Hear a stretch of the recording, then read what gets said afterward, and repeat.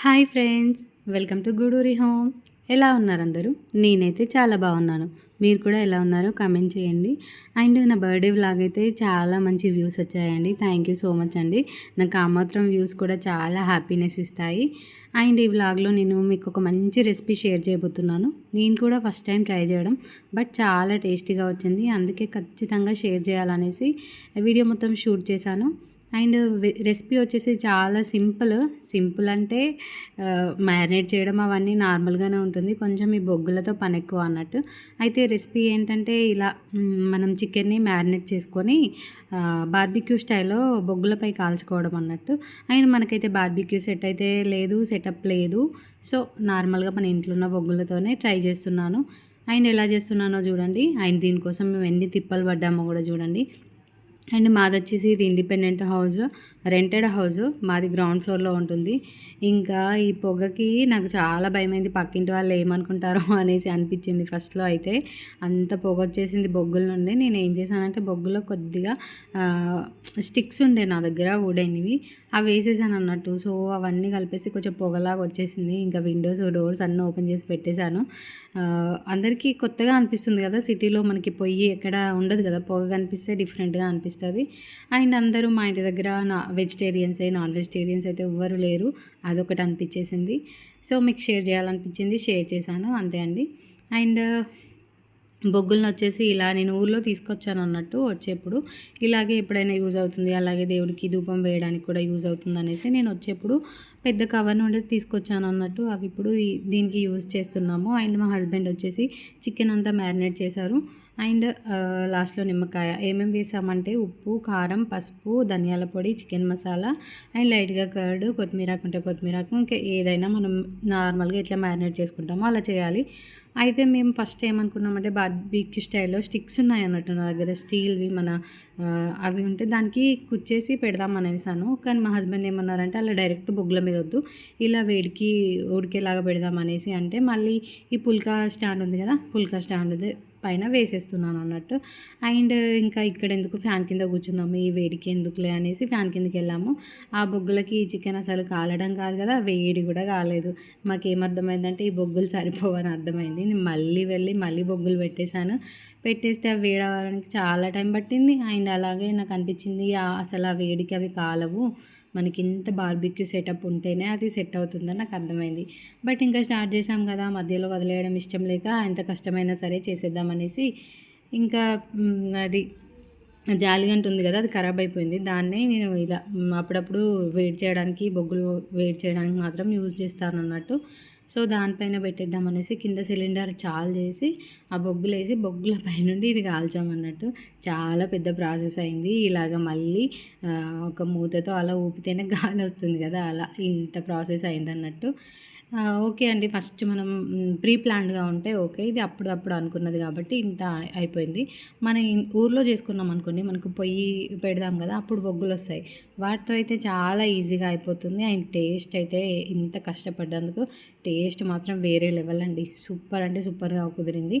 Food colour వేసుకున్నట్టు colour వచ్చింది, కానీ మరి కారం కొత్త కారం అన్నట్టు. సో అది కలరు. నేనైతే కలర్ అయితే ఏం యూజ్ చేయలేదు.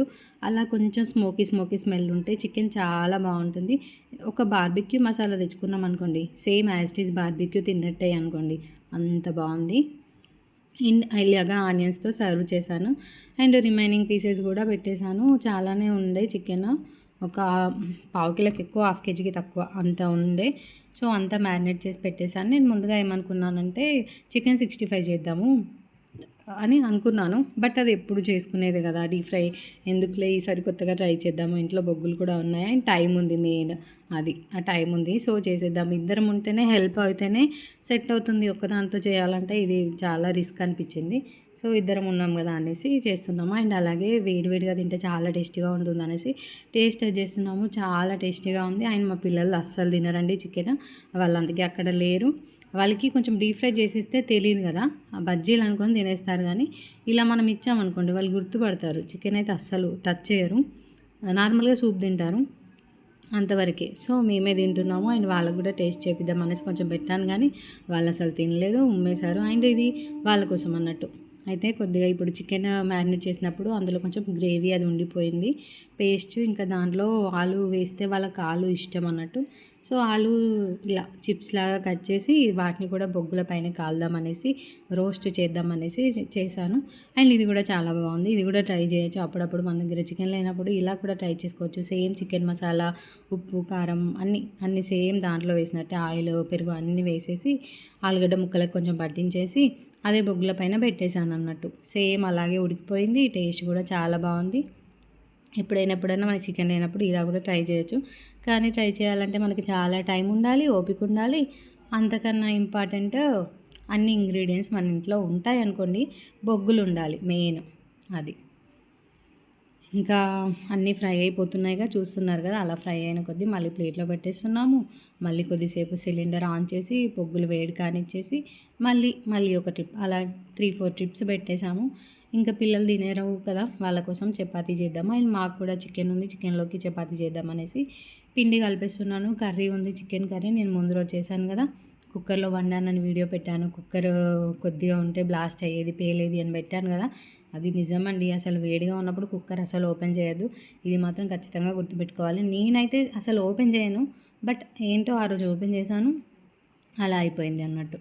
ఇంకా నయ్యం అసలు ఎక్కడ పడలేదు. నార్మల్గా సూప్ అంతా కింద పడిపోయింది కానీ ఒంటి మీద అయితే అసలు పడలేదు. సో అదన్నట్టు. ఇంకా పక్కన వచ్చేసి చపాతీ పిండి కలిపేస్తున్నాను. కొద్దిగా సాల్ట్ వేసేసి పిండికి వాటర్ వేసేసి కలిపేయడమే. అండ్ ఈ పక్కన వచ్చేసి ఆలు నేనే ఫ్రై చేస్తున్నాను అన్నట్టు. అది ఒక సైడ్ ఫ్రై అవుతుంది.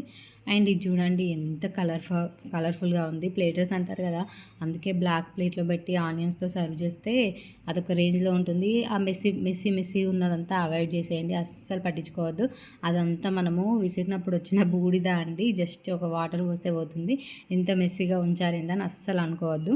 అది మెస్సీ అయితే కాలేదు, జస్ట్ దానివల్ల అంతే, మన బూడిద వల్ల, మనం ప్లేట్తో విసరడం వల్ల అంతా చుట్టుపడింది అంతే. అండ్ ఇక్కడ చపాతీ చేసేస్తున్నాను. అండ్ పక్కన ప్యాన్ పెట్టేశాను. ఇంకా ఈ చపాతీలు కాలిస్తే ఇంకా తినడం అన్నట్టు. అండ్ చపాతీలు మీకు వీడియో చూపించినప్పుడు పొంగినప్పుడు చూపిద్దాం అనుకుంటాను. అసలు అప్పుడు వీడియో చాలా ఉండదు. ఇంకా నేను వీడియో చాలు చేసేలోపు అది మాడిపోతుంది. సో అందుకోసమని ఇంకా కొద్దిగా ఉన్నప్పుడు తీసాను అంతే. కొద్దిగా పొంగుతున్నప్పుడు. నార్మల్గా మనం పిండి మంచిగా కలిపితే సూపర్గా పొంగుతాయండి చపాతీలు. అండ్ ఆయిల్ వేయకుండా కలుస్తాను చపాతీలు. నార్మల్గా అయితే అప్పుడప్పుడు ఎప్పుడైనా స్పెషల్గా అనుకోండి అప్పుడే ఆయిల్ వేస్తాను. ఆయిల్ లేకుండా తింటేనే హెల్దీ, అందుకోసం. అండ్ పుల్కాలు కూడా చేస్తానండి. ఇప్పుడు పుల్కా స్టాండ్ ఉంది కదా, దాంతో అప్పుడప్పుడు పుల్కాలు కూడా చేస్తాను. అవి కూడా హెల్దీయే కదా. అండ్ చేసుకోవాలి అప్పుడప్పుడు వితౌట్ ఆయిల్ కూడా. ఎప్పుడు పూరి ఆయిల్ ఫుడే కాకుండా ఇలా చపాతీలు కూడా అప్పుడప్పుడు ఆయిల్ లేకుండా చేసుకోవాలని నా అభిప్రాయం అంతే. ఇంకా ఇవి నేను మాత్రం ఒక్కదాన్నే మేనేజ్ చేస్తున్నాను. అటు కాలుస్తున్నాను, ఇటు చేస్తున్నాను. అందుకోసమని కొంచెం హడావిడిగా ఉంది వీడియో. అండ్ వీడియో నేను ఆల్రెడీ ఇది 2 స్పీడ్లో పెట్టాను అనుకుంటా, అందుకే వీడియో స్పీడ్గా కనిపిస్తుంది.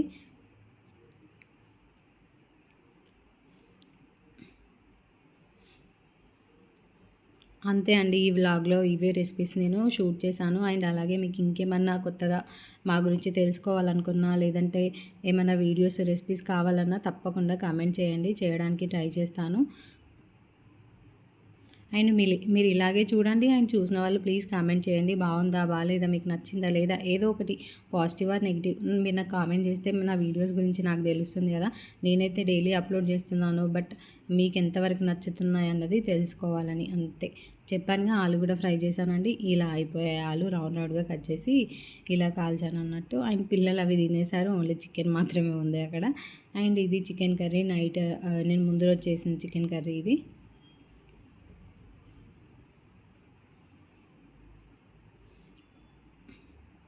అంతే అండి, చపాతీ అండ్ అలాగే బగారా అన్నం.